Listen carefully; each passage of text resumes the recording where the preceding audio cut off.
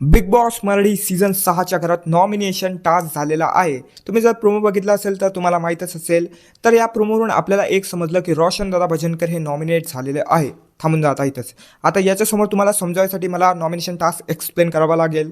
तर मी आता तुम्हाला नॉमिनेशन टास्क सांगून देतो. तर नॉमिनेशन टास्क असा होता की सगळ्या सदस्यांची एक एक पतंग होती. एक एक पतंग होती म्हणजे त्या पतंगवर त्यांचा फोटो होता. आता बाकी सदस्यांचं हे काम होतं की एका सदस्याच्या पतंगचा मांजा कापायचा होता.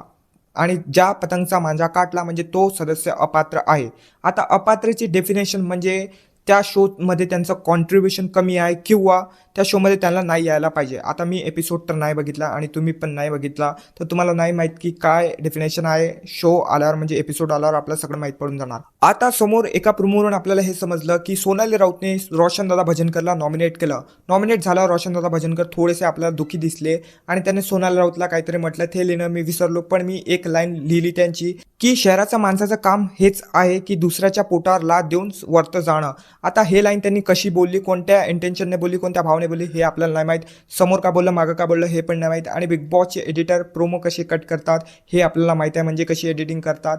तर प्रोमोबद्दल जास्त बोलायचं नाही. पण जर रोशनदादा भजनकरने हे म्हटलं असेल तर याचा मुद्दा बनणारच. वीकेंडच्या वारवर म्हणजे भाऊच्या धक्क्यावर या टॉपिकवर बोलणार काही ना काही रितेशदादा देशमुख. तर बघावं लागेल आता की एपिसोडमध्ये काय आहे. आपल्याला सध्याच तर काही नाही माहीत, पण जर बोलले असेल तर याचा मुद्दा बनणार आहे असं मला वाटत आहे. आता बघू काय होणार. तर मी तुम्हाला एक गोष्ट सांगून देतो रोशनदादा भजनकरबद्दल. आपण एवढे एपिसोड बघितले, त्या एपिसोडवरून आपल्याला हे समजलं की हा एक साधा माणूस आहे, म्हणजे चांगला माणूस आहे आणि यांना काही पण विचार करून बोलावं लागेल, नाही तर यांच्यासाठी डिफिकल्ट होणार आहे ही जर्नी. आता बघूया काय होणार आहे समोर. मला आजच्या एपिसोडमध्ये एवढंच बोलायचं होतं. एपिसोडमध्ये म्हणतो व्हिडिओमध्ये मी भेटतो तुम्हाला नेक्स्ट व्हिडिओमध्ये. तेव्हापर्यंत चॅनलला नक्की सबस्क्राईब करा. Take care, bye bye.